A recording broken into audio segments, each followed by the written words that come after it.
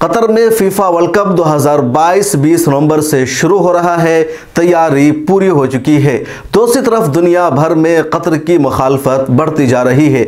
जैसे जैसे टूर्नामेंट के आगाज़ का दिन करीब हो रहा है, कतर के खिलाफ मुहिम भी यूरोपियन ममालिक में बढ़ती जा रही है और इस मुखालफत की कुछ वजह हैं। कतर का कहना है कि हमारे यहाँ वर्ल्ड कप के जो शायकीन देखने आएंगे, जो फ़ैन यहाँ मौजूद होंगे, उनको कतर के कानून पर अमल करना होगा। कतर के कानून की खिलाफ वर्जी करने की इजाज़त नहीं होगी, वरना सज़ा दी जाएगी। दूसरी तरफ जो यूरोपियन फ़ैन हैं या वर्ल्ड कप के दूसरे फ़ैन हैं, उनको ये सब पाबंदी बर्दाश्त नहीं है और इसी वजह से हंगामा बढ़ता जा रहा है। बायकाट कतर की मुहिम चलाई जा रही है, लेकिन कतर अपने उसूलों पर कायम है, झुकने को तैयार नहीं है। इससे पहले भी जब कतर का नाम आया था फीफा वर्ल्ड कप के लिए, तभी कुछ बड़े लोगों ने मुखालफत शुरू कर दी थी। जर्मनी सबसे ज़्यादा मुखालफत कर रहा था, लेकिन कतर झुका नहीं, रुका नहीं, बल्कि तैयारी करता रहा। और कतर का जब नाम आया तो कई बड़े लोगों ने कहा कि कतर छोटा सा मुल्क है, इतने छोटे से मुल्क में इतना बड़ा इवेंट कैसे मुनक्किद किया जा सकता है। कुछ लोगों ने यह कहा कि कतर की आबादी सिर्फ 30 लाख की है, वहाँ कैसे दुनिया भर के लोग आ सकते हैं। कुछ लोगों ने यह कहा कि कतर में हम जिन्स परस्ती पर पाबंदी है, एलिजिबिलिटी वहाँ अलाउड नहीं है। चुनांचे एलिजिबिलिटी कम्युनिटी ने सबसे ज़्यादा इसकी मुखालफत की और अब भी मुखालफत की जा रही है।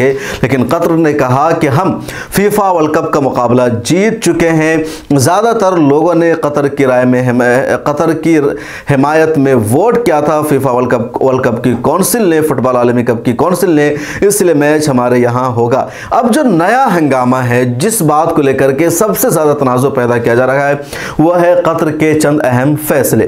कतर ने कहा है कि यूरोपियन शायकीन हो या दुनिया भर के कहीं के भी हो, जो लोग कतर में स्टेडियम में बैठकर फीफा वर्ल्ड कप देखेंगे, यानी फुटबॉल का खेल देखेंगे, उनको शराब पीने की इजाज़त नहीं होगी, न सड़कों पर शराब पीने की इजाज़त होगी। अमूमन ये जो यूरोपियन होते हैं, अंग्रेज़ होते हैं, ये मैच देखते हैं या ये फुटबॉल देखते हैं, उसी दौरान शराब पीने लगते हैं। कतर ने उस दौरान शराब पीने पर मुकम्मल पाबंदी लगा दी है।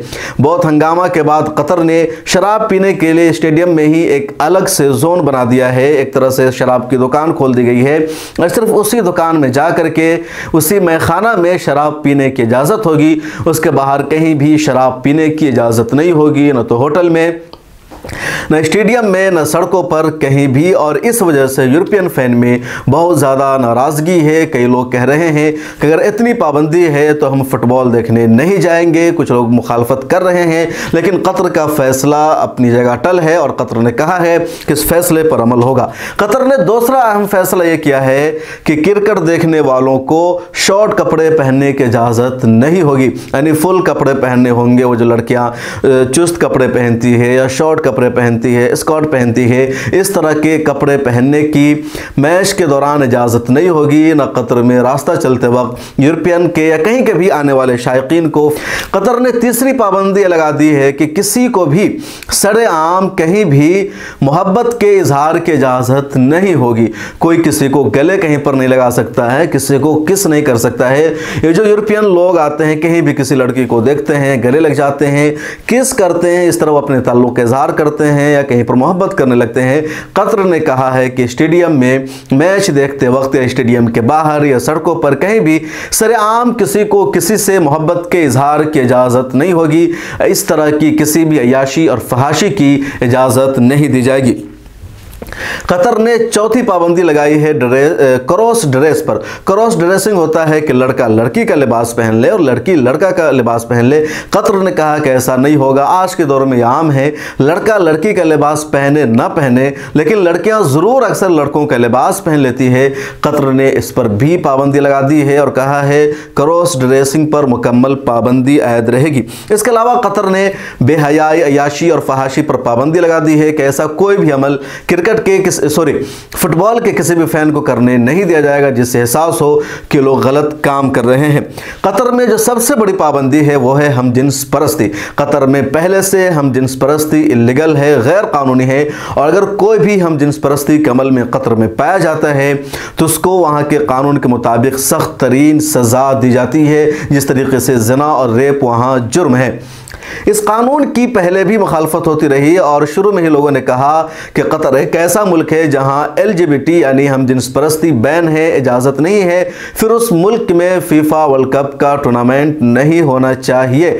अब भी कतर को कहा जा रहा है कि कम से कम मैच के लिए या टूर्नामेंट के लिए कतर अपने मुल्क से इस पाबंदी को हटा ले, लेकिन कतर ने कहा है कि हम इससे समझौता नहीं कर सकते हैं, इस कानून पर अमल होगा और किसी को भी हम जिन्स परस्ती की इजाज़त कतर में नहीं होगी। LGBT कम्युनिटी लगातार इसकी मुखालफत कर रही है। दुनिया की कई टीमों ने भी कतर के इस फैसला की मुखालफत की है, लेकिन कतर में जाकर मैच देखना उनकी अपनी मजबूरी है।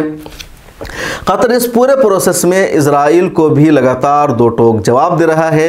इजराइल की टीम भी शामिल है और इजराइल की टीम पहुंचना चाहती है कतर, लेकिन कतर की इंतजामिया ने डायरेक्ट तिल अबीब से फ्लाइट को अपने यहां लैंड करने की इजाज़त नहीं दे रखी है। तिल अबीब से कोई भी फ्लाइट कतर के एयरपोर्ट पर लैंड नहीं कर सकती है, पाबंदी लगी हुई है। चुनांचे इजराइल कोशिश कर रहा है दुनिया की दूसरी फ्लाइट कंपनियों से, एयरलाइंस कंपनियों से इजराइल मुतालबा कर रहा है कि वो तिल अबीब से कतर के खिलाड़ियों को लेकर के दोहा जाए और कोई भी फ्लाइट कंपनी, एयरलाइंस कंपनी तैयार नहीं हो रही है, इजराइल की बात को नहीं मान रही है। तो ये पूरा मामला है। कतर ने इतनी सारी पाबंदी लगा रखी है और इन सब के दरमियान मैच होने जा रहा है, फुटबॉल का टूर्नामेंट हो रहा है और अरब मुल्क में पहली मर्तबा कतर को एजाज़ हासिल हुआ है कि उसके यहाँ फीफा वर्ल्ड कप हो रहा है, वरना इसका जो मैच है ज़्यादातर यूरोप और अमेरिका में ही होता था। पूरे एशिया में एक मर्तबा सिर्फ कोरिया और जापान ने मिल करके किया था और इस मर्तबा कतर तने तनहा पूरे वर्ल्ड कप की मेज़बानी कर रहा है। कतर के इस फैसले की शुरू से लोगों ने मुखालफत की, जैसा कि मैंने बताया। कतर की हिमायत में जिन 22 अरकान ने वोट किया था उनमें से 11 को कई मामलों में जुर्माना का भी सामना करना पड़ा। यह भी इल्ज़ाम लगाया जा रहा है कि कतर ने अपनी हिमायत में वोट हासिल किया था पैसा दे करके, लेकिन कतर ऐसे तमाम इल्ज़ामात को रद्द करता रहा है और कहा है कि कतर के पास इतनी कैपेसिटी है, इतनी सलाहियत है कि फीफा वर्ल्ड कप जैसे टूर्नामेंट का मेज़बान बन सकता है और हम वो करके दिखा रहे हैं। रिश्वत लेने के तमाम इल्ज़ामात बेबुनियाद हैं, बेबस है। जर्मनी को सबसे ज़्यादा कतर में फीफा वर्ल्ड कप होने से मुखालफत हो रही है।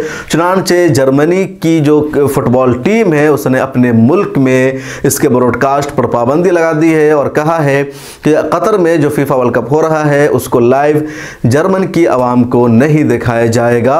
दुनिया की 32 टीमें इसमें शरीक हो रही है, ज़्यादातर टीमें मुखालफत कर रही है, लेकिन कतर अपने उसूलों पर कायम है। आपको क्या लगता है, कतर का जो फैसला है सही है या नहीं है? कमेंट सेक्शन में ज़रूर लिखिएगा और सोशल मीडिया के सभी प्लेटफॉर्म पर मिल्लत टाइम्स को सपोर्ट कीजिए। मिल्लत टाइम्स को आपकी ज़रूरत है, हमारी आप माली मदद करें।